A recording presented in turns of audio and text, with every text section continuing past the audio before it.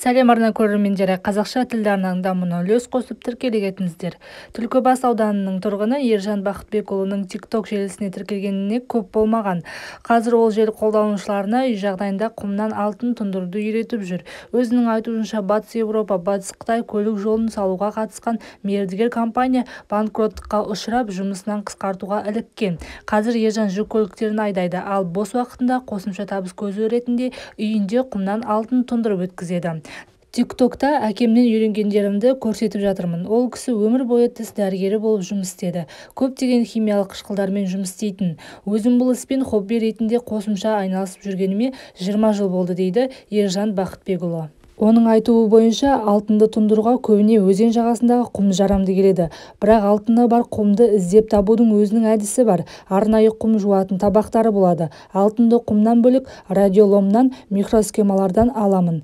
Құмға азот қышқылынан 100 грамм құйып, материалға салып қайнатасыз. Алтын ионынан тұндырып, отқа балқыту арқылы айырып аласыз, дейді ол Халық үні сайтына берген сұхбатында.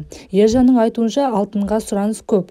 Тұрмыс тіршілігіне қосымша нәпақа ретінде пайдасын да тигізіп отырған көрінеді. Ал тұндырылған алтынды қара базарға және халық банкке өткізуге болады. Құмның құрамында алтын бірде көп, бірде аз келіп жатады. Егер рұқсат беріп жатса, аптасына 1 келі алтын шығаруға болады. Алтынның 1 килограммы 28 миллион теңге. Егер қызығып істейтін адам болса, тиімді кәсіп. Алтынға сұраныс бар. Қара алтындарға құйма ретінде халық банкке өткізуге де болады. Ол үшін арнайы лицензия болу керек, дейді Ержан Бақтыбек. Ол әлеуметтік желі арқылы қызыққан талаптанушыларға ақылы негізде алтын тұндыруды үйретіп жүргенін айтады. 10 күндік курстың бағасы 300 мың теңгенің айналасында. Алтын өндіруге заңды рұқсат алу үшін тұрғылықты әкімшіліктен рұқсат алу керек.